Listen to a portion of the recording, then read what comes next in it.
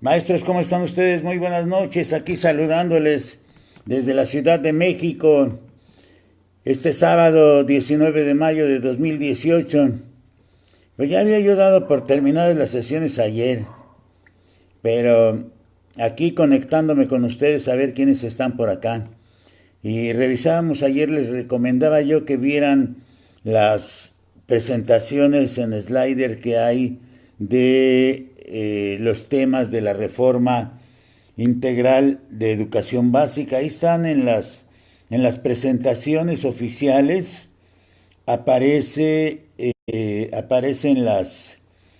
los PowerPoint de las presentaciones que se hicieron, que se trabajaron sobre temas específicos, pero también la identificación en un momento la identificación de las bases de los instrumentos de evaluación, quienes hemos vivido las diferentes etapas en la conformación de los instrumentos de evaluación, nos vamos dando cuenta cómo van colocando problemas, tipo situaciones, para preguntarles y hacer relaciones, por ejemplo, con los conceptos del Acuerdo 592, como identificar principios pedagógicos o identificar alguno de los conceptos. Porque ayer que comentábamos sobre el maestro de historia, lo que enseña el maestro de historia, lo que enseña el maestro de ciencias naturales, o como clases, o lo que enseña el maestro de educación física, el trabajo, o los ejemplos de las situaciones que se colocan respecto de las asignaturas, ¿no? Como cuando uno está enseñando español, y bueno, pues a mí me toca participar, pero en un modelo muy conductista. Ahora que me hablan mucho de la construcción, tendría yo que ver cómo en la clase de español, por ejemplo, yo que siempre tenía sexto grado, cómo trabajaría, por ejemplo, un tema como que tenga relación con las fichas bibliográficas, de el acervo de materiales que se encuentran en la biblioteca de la escuela. ¿Y cómo lo puedo identificar esto con algún punto central? Sí, por ejemplo, que tendría que ser como el usar materiales para favorecer el aprendizaje. Pero aparte de la elaboración de las fichas bibliográficas, me llevaría también a una parte metodológica en el registro de las informaciones. Y depende, por ejemplo, la situación, yo como el elaborador de los reactivos, de hacia dónde quiera yo orientar el uso de las fichas bibliográficas. Pero si tengo la biblioteca de grupo, la biblioteca del salón, la biblioteca de mi grupo escolar, pues lo que estoy haciendo es que estoy favoreciendo el uso de los materiales que tengo en la escuela. Y tengo que observar qué es lo que me preguntan, porque si yo como maestro de primaria, pongo ejemplos de maestros de primaria, yo me veo como maestro de primaria, invité a una educadora a que viniera conmigo y se colocara aquí enfrente de la camarita, pero este tuvo que salir de la ciudad y pues estoy tratando de apoyar porque algunos compañeros me han dicho inclusive que cómo puedo apoyar, por ejemplo, a los maestros de media superior. Y pues voy a continuar haciendo los videos, voy a orientar también hacia los aprendizajes clave y voy a orientar también hacia el proyecto de enseñanza y las situaciones que se van manejando, ¿no? Por ejemplo, yo tengo un video que se llama El Portafolio. El portafolio son dos videos. En estos dos videos abordo las características para hacer el registro y la conservación de las evidencias. Porque, por ejemplo, como en un caso como la enseñanza de las matemáticas, la conformación o la revisión del portafolio de evidencias que se puede hacer para un periodo de clase, ¿no? Si yo estoy hablando de la evaluación, por ejemplo, las evidencias me permiten establecer algunos juicios de valor y tomar pues decisiones en conjunto para valorar los aprendizajes que se han logrado, de esos aprendizajes esperados, y observar cómo se da el proceso de la clase y cómo puedo generar, por ejemplo, acciones mejores acciones para el desempeño de los estudiantes. Y aquí, en este ejemplo que yo coloco, pues ya tengo 4 conceptos porque tengo la clase de matemáticas, la conformación del portafolio de evidencias, la toma de decisiones y la posibilidad de generar mejores acciones de desempeño en mis estudiantes. Y pues necesariamente si yo lo ubicara, si yo lo ubicara el, desde una característica, ya depende de las respuestas que yo quiera colocar yo como elaborador de reactivos en el reactivo en general, es decir, la base la hago desprender de esas 4 situaciones. Y esto de la elaboración de los reactivos, se tienen que practicar porque yo creo que en un curso de esta naturaleza, como lo estamos platicando nosotros aquí a través de la pantalla, nos hace falta el ejercicio de elaboración de reactivos. Porque cuando yo como sujeto me coloco a elaborar reactivos, cuando yo elaboro reactivos, en realidad siento qué es lo que siente, perdón, la redundancia y la iteración, qué es lo que siente el elaborador de los reactivos. Hacer una serie de reactivos no es tan sencillo, es más, tirar la primera línea para conformar una base no es sencilla.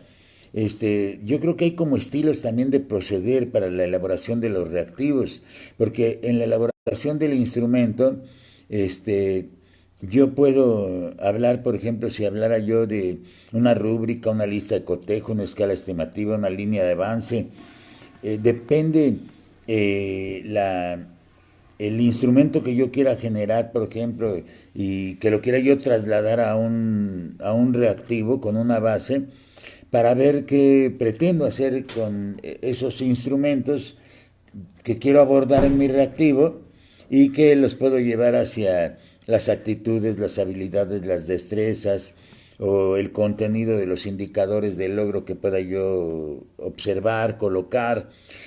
Y la presencia o ausencia de esos rasgos en la actuación de los alumnos y de las alumnas. Si hago una lista de cotejo y a través de la lista de cotejo eh, marcando lo que estoy estableciendo y necesito conocer sobre qué es una rúbrica, qué es una lista de cotejo, qué es una escala estimativa, qué es una línea de avance, ¿sí? O qué son los cuadros comparativos, inclusive puede ser cuadros comparativos de desempeño. También, por eso la evaluación y el seguimiento también es muy importante. En el caso de la propia evaluación, todo el seguimiento que voy realizando en la observación de alumnos. Yo hice ejercicios, por ahí inclusive lo dije en Facebook, seguí a algunas, hoy maestras, las seguí desde que estaban en la normal. Y pues tienen toda la influencia de su servidor. Platico con ellos, con ellas y me dicen cómo hacen las cosas, ¿no? Pero van aprendiendo, entonces también quienes me escuchan pueden aprender también y sobre todo ahorita, yo por ejemplo con las habilidades socioemocionales voy a hacer unos instrumentos para observar por ejemplo empatía o para observar autoconocimiento de sí mismo o para observar agradecimiento. Entonces yo voy haciendo mis instrumentos. Puedo hacerlos como una lista de cotejo, puedo marcar una rúbrica para trabajarse, puedo establecer dinámicas, en fin, no sé lo que finalmente yo pretenda. Pero cuando un elaborador de reactivos, por ejemplo, habla de elaborar unas guías de puntuación, por ejemplo, usadas en la evaluación de un trabajo de los alumnos con características muy específicas dentro de un proyecto, y observo qué espero de mis alumnos, tengo que llevarlo hacia un instrumento, todo lo tengo que llevar hacia un instrumento y cómo lo voy observando también en la elaboración de esos propios instrumentos. Y las preguntas pueden ser variadas, por ejemplo, imaginemos que les puedan preguntar sobre eh, el uso de la tecnología, los sitios web donde se publican pues, informaciones, ¿no? Por ejemplo, informaciones como en el orden cronológico sobre artículos específicos, cómo busco autores, cómo busco varios autores, cómo puedo trabajar, observar una temática en especial, si tengo que ir a un bloque educativo o si tengo que verlo desde un foro web, o el Messenger no me serviría para eso, ¿no? Y cómo consulto foros, cómo consulto blog educativo. Por ejemplo, puedo hacer un blog educativo con mis estudiantes y ahí estamos publicando y ahí estamos trabajando, o como yo hago ahorita el uso de las redes sociales para, para pasar orientaciones y para observar, por ejemplo, toda la serie de características. Rescataron en estos modelos de la reforma integral, sobre todo este modelo de competencias, las listas de cotejo, las rúbricas y las escalas estimativas. ¿De dónde vienen? Pues de la tecnología educativa, desde ahí vienen, pero también puedo rescatar las dinámicas de participación, donde yo puedo observar cuáles son las respuestas que me dan mis estudiantes. Y en esas dinámicas de participación voy observando esas respuestas mentales. Son respuestas mentales las que me dan las orientaciones. Y ya tengo entonces las dinámicas, las técnicas de participación. Las técnicas de participación, por ejemplo, cuando me animo a hacer un panel con mis estudiantes de quinto, de sexto o en la secundaria en una asignatura, ¿no? En un panel tendrían que hablar especialistas y debo de tener claridad sobre pues, qué es un panel o qué es un simposio, o qué es un foro o qué es un seminario. ¿Eso de dónde lo tomo? Pues de la tecnología educativa. O sea, hay cosas que están manejando que pues no son nuevas porque ya las hemos vivido, porque ya las hemos trabajado, porque ya se conocen, pero que es necesario rescatar. Es decir, tampoco vamos a satanizar que estén utilizando cosas que ya se habían utilizado, pero al contrario, nosotros lo que necesitamos observar es que hay cosas de antaño, que hay cosas de las reformas anteriores que sirven y que no vamos a negar su uso tampoco, porque además si su uso me permite que mis alumnos, mis estudiantes avancen, pues yo los utilizo, porque me ayudan, porque me sirven, porque me dan facilidad para el aprendizaje de mis estudiantes, y no me meto ya tanto en la crítica de la construcción o de los aprendizajes puntuales. Finalmente lo que necesito es que mi alumno aprenda, y que aprenda porque también yo, en mi caso muy personal, transmito conocimientos y trato de mover la capacidad intelectual de ustedes que me están escuchando, sobre todo de los que van a presentar examen. Y hay personas que pues me pueden escuchar y pueden decir, pues eso ya me lo sé. Pues qué bueno que lo sepan, porque la verdad necesitamos estar compartiendo conocimientos, porque de otra manera no podríamos avanzar. Necesitamos estar socializando, y la socialización es la transmisión de la cultura. Entonces necesitamos transmitir la cultura pedagógica, la cultura docente de los profesores y la cultura que se hace en las prácticas dentro de los salones y dentro de las escuelas. Cuando nosotros podamos hacer ese intercambio, cuando nosotros podamos hacer esa transmisión de conocimientos, entonces lo que va a suceder es que más maestros van a tener elementos para poner en práctica en sus salones, en sus grupos y con sus estudiantes. Por eso, la transmisión de los conocimientos es importante, no podemos negarla, no podemos seguir negando que tiene que haber una transmisión de conocimientos del maestro. Entonces dejaría de ser el maestro, el profesor, que tiene que orientar también. Y no le quiero poner nombre, no me gusta el mediador, no me gusta el facilitador, no es mi estilo. Yo vengo de otro modelo. A mí me gusta el maestro, el profesor, el que se siente maestro, el que aprende, el que comparte, el que no se siente el mejor. Porque antes que yo hay miles de maestros mejor que Manuel Quiles. Y entonces lo que necesito también es compartir. Y quienes comparten conocimiento, pues bienvenido, porque es lo que necesitamos. A veces nos gusta escuchar a maestros, a mí me gusta escuchar a Manuel Zabaleta Santamaría, o platicar con Froilán Caballero, leer a otros maestros que también están ahí, como Alfredo Villegas, ¿no? Alfredo Villegas, el maestro de la Escuela Normal Superior, también. O sea, todos sus comentarios son válidos. Y tomo lo que me quiero aprender de ellos, porque yo me coloco en la posición de aprender de los profesores. Y tengo que aprender de los maestros, porque si no, ¿Cómo, a dónde voy a ir? ¿Sí? Por eso lo que yo comentaba ayer en la sesión 10, estoy haciendo una sesión 11. Ya cuando me corte Facebook, pues hasta ahí llego ahorita, ¿no?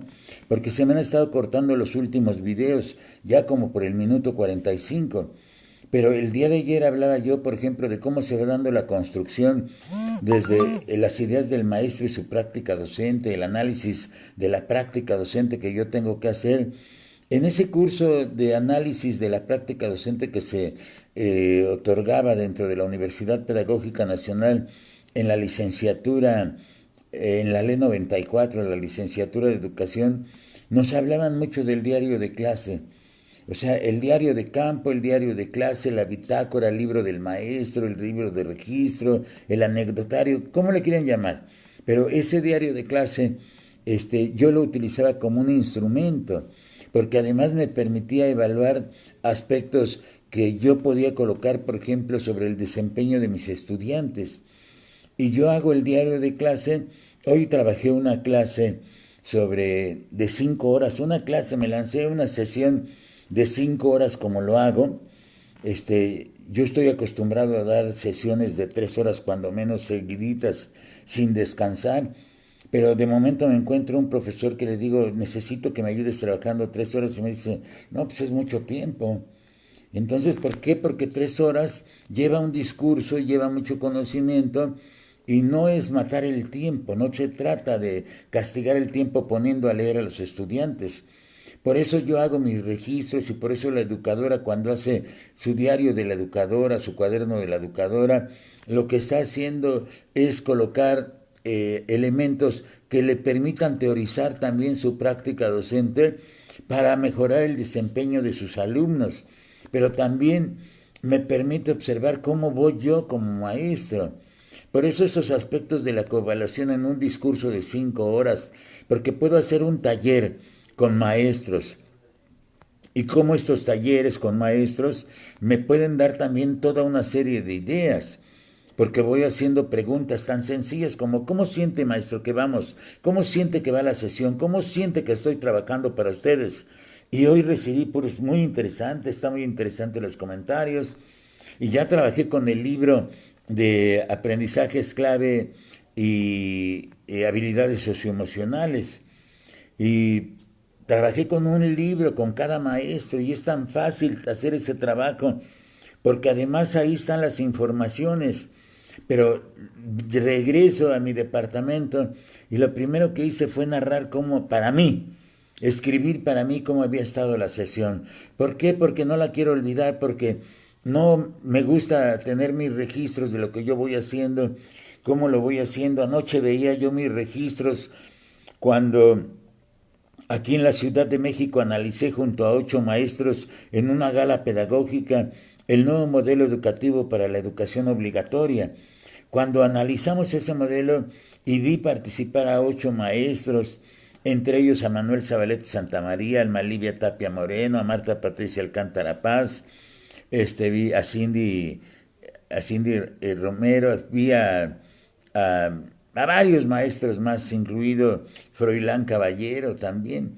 Entonces uno se da cuenta de hacia dónde pueden ir las cosas. Por eso tengo que registrar en la memoria, cuando hice el evento del análisis del PIPE-CIDE, del Programa Interinstitucional de Prácticas y Políticas Educativas del Centro de Investigación y Docencia Económica, que fueron los que evaluaron al nuevo modelo educativo y los que generaron las reuniones para obtener los aprendizajes clave.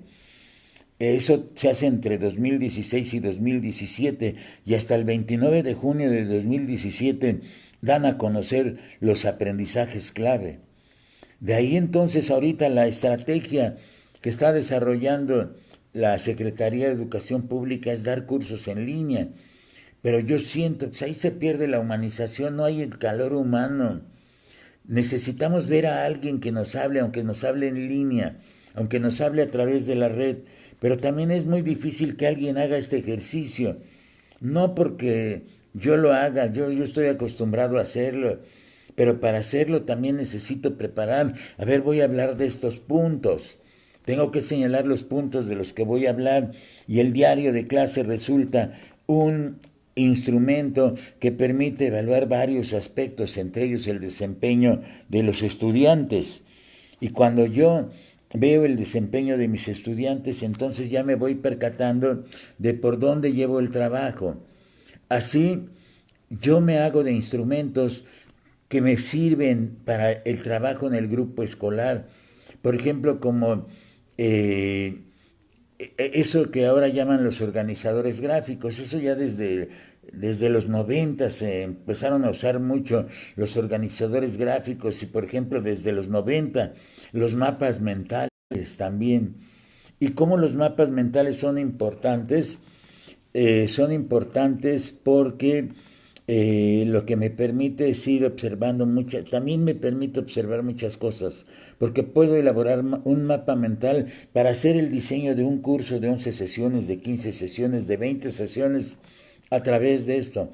Imagina tú que me has estado viendo, que yo te diera una constancia de que me viste. O sea, te doy una constancia, soy presidente de una asociación civil y hacemos trabajo para maestros y además está registrada ante notario. Y entonces podemos hacer acciones de actualización alternativas a lo que obligadamente te está pidiendo o les está pidiendo la Secretaría de Educación Pública. Necesitamos tener acciones alternativas de actualización. No basta nada más con que me pongan un curso en línea. Esa es la estrategia que están siguiendo. Pero necesitamos que haya maestros que enseñen. Si no, entonces se pierde también. Y me empiezan a salir los expertos, ¿no? El experto que ganó, salió en la lista de prelación arriba y que ya se siente el supermaestro. Y yo me sentí maestro hasta el año 25. Hoy tengo 50 años de servicio, empecé muy jovencito. Pero todo eso también lo tengo que ver. Por eso podemos hacer procesos de actualización alternativos y a partir de esos procesos poder aprender también. Porque lo que necesitan muchos de ustedes que me están viendo, inclusive personas que dan curso, que están viendo los videos, ¿sí? Porque pueden procesar mi información de otra manera. Y esas personas que dan cursos y que ven mis videos, también necesitan escuchar otros discursos. Y necesitan ver la agilidad mental con la que se mueve el sujeto que está hablándoles. Es decir, el sujeto tiene esa habilidad mental y cómo lo está haciendo. Cómo está haciendo el ejercicio de dirigirse a un grupo de maestros, porque ahorita al terminar la transmisión ya me están viendo 400, 500 maestros y mañana hay 1200, 1500, 1800 y pasado, como hay en videotransmisiones, tengo muchísimos, en alguna tengo 8000, en otras 5000, 6000, en las videotransmisiones observadas por otros profesores. Pero también es cierto que no todos ven toda la transmisión. Hay algunos que ven minutos. Sí, pero los que tienen interés en aprender, están siguiendo las transmisiones porque las mando a YouTube. Y entonces desde ahí lo que uno tiene que mostrar en este tipo de ejercicios, sin ser el mejor maestro, porque antes que yo hay miles de maestros mejores, pero lo que uno tiene que ver es cómo mueve la capacidad intelectual de la persona que me está viendo, cómo se está viendo, y hay muchas cosas que tengo que hacer. Por eso cuando yo trabajo en el pizarrón con mis estudiantes, puedo hacer una serie de orientaciones para generar organizadores gráficos, porque para llegar a una sesión como esta, me puedo sentar y hacer un mapa mental en una hoja y con ese mapa mental ir diciendo, voy a tocar este punto, arranco con este punto, me gusta este punto para tocarlo enseguida, ahora paso a este punto para poder hablar, ¿no? Y por ejemplo, ahorita lo que estoy haciendo es tocar instrumentos, porque los mismos organizadores son instrumentos, el portafolio es un instrumento, la rúbrica es un instrumento, la lista de cotejo es un instrumento. Lo único que les pido a los interesados es que investiguen también a qué se refieren esos conceptos, ¿sí? Porque si yo quiero hacer un instrumento que se base en una lista de indicadores que puedan redactarse, ya sea como afirmaciones o bien como preguntas y que orienten el trabajo de observación en el aula, pues lo que estoy haciendo es una guía de observación. Entonces puedo hacer mis guías de observación. Yo le pido a mis estudiantes de secundaria que vayan al Museo Nacional de Antropología e Historia, que visiten la sala mexica o la sala maya o la sala de orígenes, cualquier sala. El primero que tiene que ir a la sala con la que pretendo trabajar soy yo. Y una vez que voy, yo hago mi guía de observación. No mando a mis estudiantes vayan al museo. O se me ocurre como muy buena ocurrencia que mis estudiantes vayan al museo. Yo voy al museo primero, hago mi guía de observación, les proporciono la guía de observación, no los pongo a que copien las informaciones, ¿sí?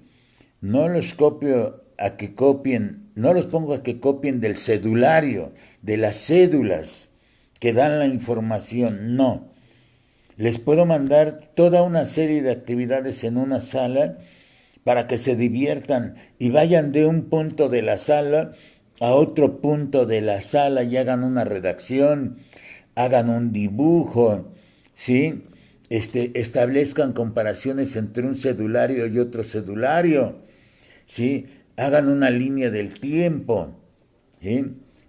Hagan preguntas, hagan un imaginario histórico, generen un noticiario histórico, generen un discurso histórico, hagan hablar no sé, a los sujetos que están, a quienes se refieren en esa sala. Y entonces la enseñanza de la historia tiene otro sentido porque hago esa guía de observación. Y los mando con esa guía de observación, no los mando a que estén copiando las cédulas ahí. Es más, hago mi guía del museo, porque también puedo hacer mi guía de museo. Tengo en próxima fecha, ahora el 1 y el 2 de junio, una visita a Tajín. Voy a trabajar una clase de historia en Tajín. Y después voy a trabajar temas de educación ambiental en los esteros de Tecolutla. ¿Sí? Puedo hacer guías de observación, pero no puedo, a veces también puedo no ser tan rígido. Pero si yo hago una buena exposición de historia, que además es mi especialidad, pues seguro que los maestros van a salir encantados. Pero si además esa exposición que yo haga en una zona arqueológica, invito a uno de los arqueólogos o al director del museo de sitio de la zona arqueológica, el Tajín, seguro que me va a apoyar y tal vez hasta diga, les voy a dar una constancia de que estuvieron aquí. O sea, ¿por qué? Porque también necesitamos dejar constancia de todo nuestro trabajo. Necesitamos estar dejando constancia. Por eso las evidencias, por eso todos los instrumentos que me sirven para alimentar mi portafolio, ¿sí? Por eso hago instrumentos para poder identificar características de mis alumnos, ¿sí? O características de algunos alumnos del grupo con la finalidad de hacer un seguimiento sistemático para obtener una serie de datos útiles y evaluar determinadas situaciones. Y puedo hacer, pues puedo hacer los instrumentos, tengo que hacer instrumentos. Y esos instrumentos me sirven para evaluar. Viene la reforma para primero y segundo, yo ya estoy preparando mis materiales. Soy muy disciplinado para preparar materiales. ¿Sí? Ahorita debería estar yo divirtiéndome en un centro social y cultural, después de haber trabajado 5 horas. No, pues las 5 horas se lo agotan a uno regresa, descansa, uno regresa, se asea, se baña nuevamente. Hacía mucho calor aquí en la Ciudad de México, descansa uno. Ya salí a tomar un café, salí con mi familia, y entonces lo que hago ahora pues es conectarme y dejar esta grabación. Pero hemos tocado aspectos que son interesantes para la elaboración de los instrumentos, ¿no? Entonces, ¿cómo hago todos estos, los registros anecdóticos que le pido a mis estudiantes, ¿no? Como ayer una de mis estudiantes de 1979, de sexto grado, lo que hace en 1979 es, bueno, es escribirme un texto ayer o antier en el cual refiere a mí como una situación anecdótica con una tarea conductista que yo les dejaba como era hacer una copia del periódico. Pero ellos ya son adultos y entonces hoy me pueden decir, fíjate que tengo muy bonita letra, mi ortografía es muy buena, ¿sí? Puedo observar bien las palabras, puedo identificar dónde hay errores ortográficos porque desarrollé la capacidad visual de la ortografía y hoy me lo pueden decir como adultos. Pero algún maestro joven que me escuchara, o de esos maestros que la construcción es el elemento más importante para ellos, pues lo que van a decir es que eso es súper tradicional. Pero como yo tengo textos de mis estudiantes, ¿sí? Y tengo textos escritos por mí, y yo puedo ir escribiendo las situaciones, entonces lo que voy haciendo es un registro anecdótico. Para eso me sirve mi cuaderno. Ahí anoto, cuando yo era tutor, cuando yo era asesor de alumnos en secundaria, eso fue en los 70s y en los 80s, yo la secundaria la dejé en 1986, pero estoy cercano a los maestros de secundaria. El día 15 de mayo trabajé con un grupo de maestros de secundaria una plática en la tarde después de la marcha que hubo del Auditorio Nacional a Gobernación.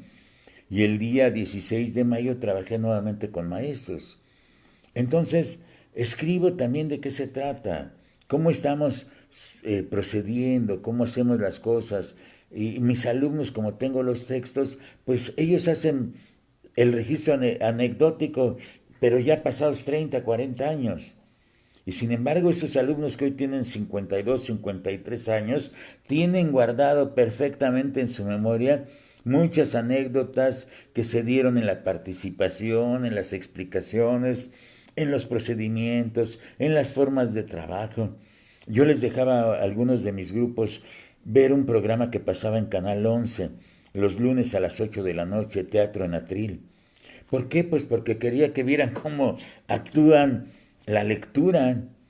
Y entonces recibo anecdóticamente el registro de algunos de mis estudiantes diciéndome, Manuel, me acuerdo cuando tú nos actuabas las lecturas. Y si yo escribo los registros anecdóticos, también me sirven para tenerlo.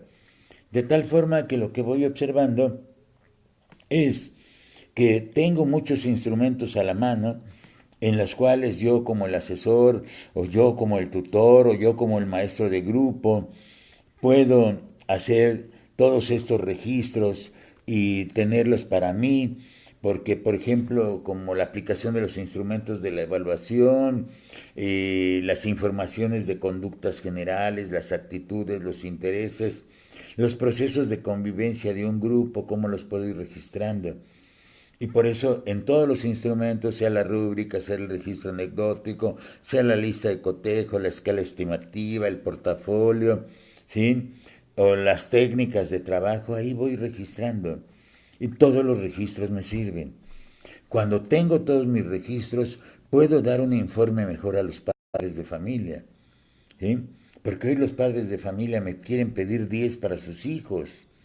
Y yo les digo, no, la parte evaluativa, la parte de la evaluación, ahora te la voy a traducir en un numérico, porque la tengo que traducir en un numérico.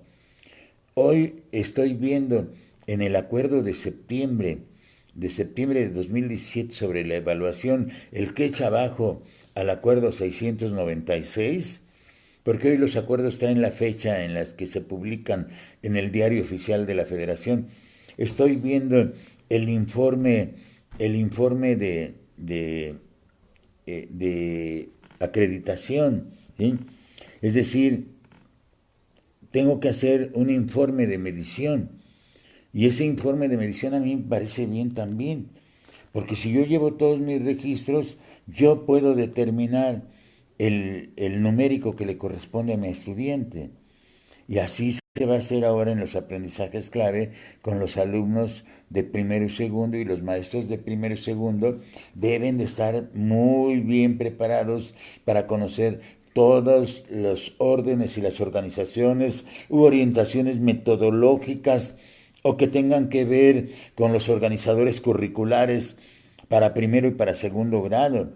Pero no nada más eso, sino cómo le enseño o cómo le ayudo al maestro de primero y segundo a generar instrumentos que le sirvan también para poder tener acceso a un proceso de evaluación más adecuado.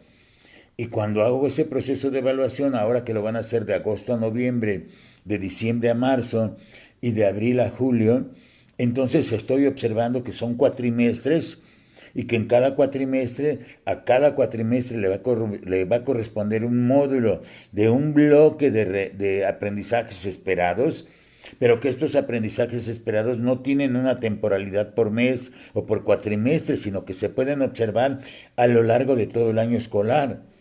Pero también le tengo que ayudar al maestro de primero y de segundo, le tengo que ayudar, por ejemplo, yo le ayudaría, y lo voy a hacer unos cuadernillos de evaluación y seguimiento, para que yo le pueda ayudar al maestro a observar cómo va la evaluación, cómo va evaluando. Es decir, esa parte de la evaluación del diagnóstico, de la evaluación formativa continua y de la evaluación sumativa final, lo puedo habilitar para ayudarle a mi estudiante, a mi maestro, a mis maestros de primero y de segundo. Estoy convocando ya para el 9 de junio aquí en la Ciudad de México a los maestros de primero y segundo para hablar de orientaciones metodológicas y organizadores curriculares para que puedan aplicar y trabajar bien en su grupo dentro del espacio de agosto de 2018 a julio de 2019. Y estoy esperando la idea de que va a haber libros de texto para los niños maravillosamente bien elaborados y que deben de tener y deben de registrar los aprendizajes esperados en las páginas de los libros y que deben de aparecer temas y que deben de aparecer actividades que se sugieran y que debe de aparecer un libro perfectamente bien armado. Porque si no cumple eso, entonces los libros que me propongan desde los aprendizajes claves se convertirán en chorizos de actividades. Ahí tienen el reto. Ahí tiene el reto ese grupo de maestros o de investigadores que está realizando estos libros. Vamos a ver cómo salen los libros, ¿sí? Pero yo también, pues de manera alternativa, yo propongo mis materiales también, porque hago materiales y lo puedo hacer bien. Y por eso propongo hacer un seguimiento, una evaluación y seguimiento cuatrimestral, y por eso propongo también el examen de medición, y por eso propongo varias cosas. Pero esto lo tengo que hacer a través del trabajo. ¿Y qué es lo que nos falta para llegar a un buen examen? Pues información, escuchar discursos, eso es lo que nos falta. Maestros, ha sido un placer platicar para ustedes ya casi una hora, ¿eh? Y se fue bien rápido, se fue muy rápido. Pero esta videotransmisión la subo mañana, el lunes la subo a YouTube. Ahí ya hay muchos videos, ya hay más de 300 videograbaciones y espero que les sirvan estas videograbaciones. Por esta noche, después casi ya cercano a una hora, más de 50 minutos en este discurso, hablándole a la camarita, al rato ya lo ven 500 maestros. Y mañana ya hay 1000 y tantos viéndolo y el lunes ya hay 3000. Y estamos llegando a muchos maestros. Los invito a que vengan a la Ciudad de México el día 9 de junio, ¿sí? Donde trabajaré las orientaciones metodológicas para los maestros de primero y segundo. Soy Manuel Quiles Cruz, maestros. Un abrazo afectuoso y éxito a todos los que van a presentar sus exámenes desde la Ciudad de México. Muchas gracias, maestros. Muy buenas noches.